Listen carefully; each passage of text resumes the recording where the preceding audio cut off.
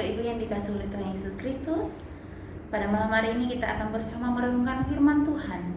Mari kita satukan hati kita berdoa.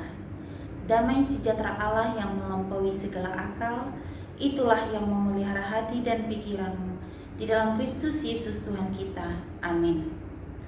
Firman Tuhan yang akan kita renungkan malam hari ini tertulis dalam kitab Roma pasal yang ke-8 ayat 33 sampai ayat yang ke-34. Beginilah bunyi firman Tuhan. Siapakah yang akan menggugat orang-orang pilihan Allah? Allah yang membenarkan mereka. Siapakah yang akan menghukum mereka? Kristus Yesus yang telah mati, bahkan lebih lagi yang telah bangkit, yang juga duduk di sebelah kanan Allah, yang malah menjadi pembela kita. Sampai di sini pembacaan firman Tuhan. Bapak Ibu yang dikasihi oleh Tuhan Yesus Kristus, sekitar 2000 tahun yang lalu, Rasul Paulus sudah mengingatkan jemaat ataupun orang-orang percaya yang ada di Roma pada zamannya, dan kepada kita pada masa kini, bahkan kepada semua orang dari zaman ke zaman, bahwa jika Allah di pihak kita, siapa yang dapat melawan kita? Nah, firman Tuhan ini kembali menegaskan pada kita pada malam hari ini bahwa adanya keyakinan Allah telah mengaruniakan segala sesuatu kepada kita ketika Yesus datang ke dunia. Benar bahwa dahulu kita adalah umat berdosa. Benar bahwa dahulu kita adalah diperbudak oleh dosa. Kita hidup di dalam dosa. Kita melakukan pelanggaran-pelanggaran di hadapan Allah. Tapi ketika Tuhan Yesus datang ke dunia, Dia memberikan hidupnya melayani. Dia memberikan hidupnya mati, menderita oleh karena kita. Dia disalib dan akhirnya mati, bangkit, naik ke surga. Ada jaminan yang telah diberikan, yaitu penebusan. Kita telah ditebus oleh Allah sendiri, dalam arti kedaulatan Allah mutlak atas kehidupan kita. Kita adalah milik Allah seutuhnya. Kita adalah kepunyaan Allah seutuhnya. Hidup kita adalah hak Allah sepenuhnya.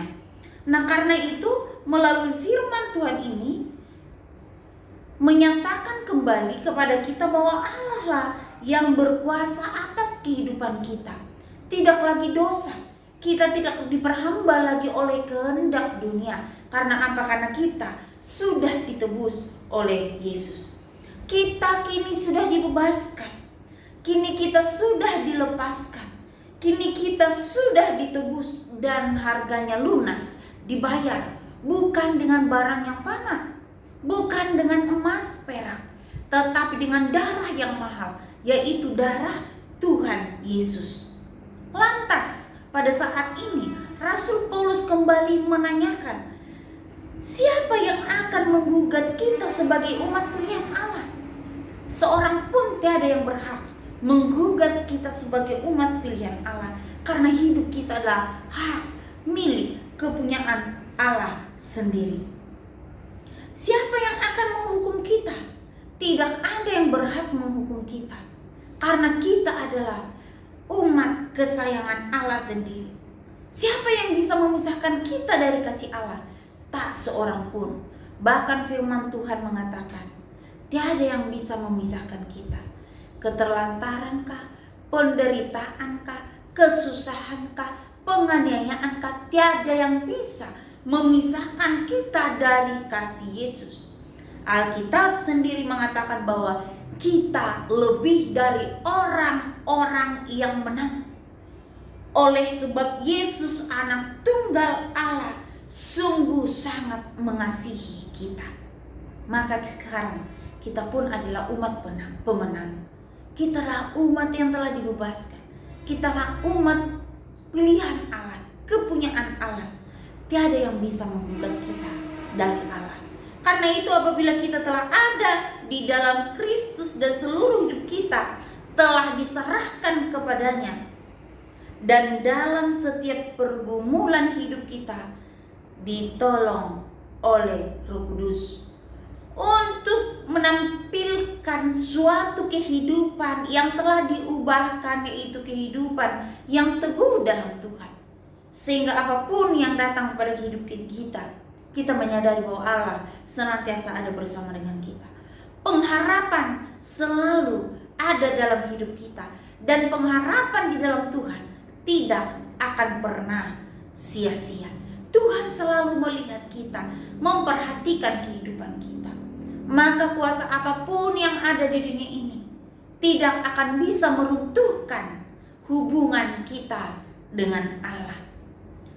Bapak Ibu yang dikasihi oleh Tuhan Yesus Kristus, Rasul Paulus menegaskan kepada kita bahwa kita tidak perlu takut lagi dalam menjalani kehidupan bersama dengan Yesus di dunia ini. Sebab Allah telah membebaskan, sebab Allah telah menghapuskan dosa dan kesusahan kita, maka tidak seorang pun akan dapat mempersalahkan kita. Inilah keuntungan kita sebagai umat tebusan Allah. Inilah keunggulan kita sebagai umat kepunyaan Allah. Kita lebih dari pemenang karena Allah senantiasa ada di pihak kita. Dia yang akan membela kita, Dia yang akan mengangkat kita.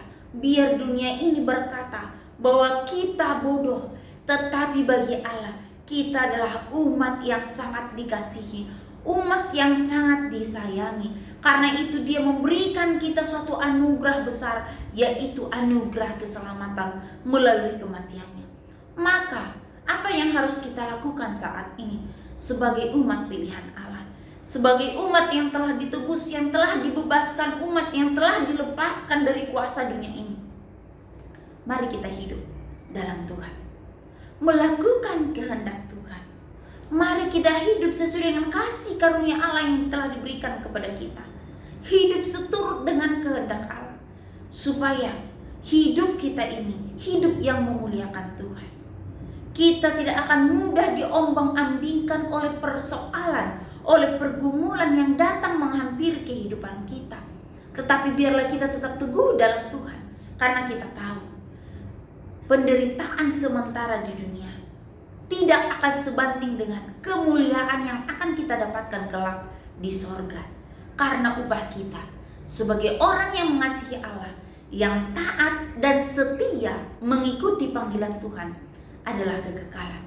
Supaya kata Tuhan, Dia pergi kembali ke surga. Kelak Dia akan datang ke dunia ini untuk membawa kita orang percaya, supaya dimanapun aku berada, engkau berada. Itulah janji yang Tuhan berikan kepada kita. Itulah jaminan keselamatan yang telah kita terima.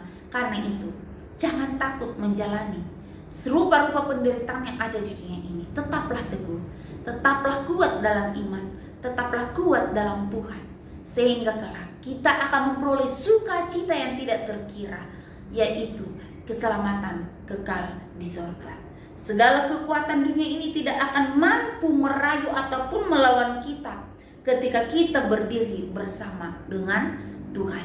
Jangan gentar, jangan takut.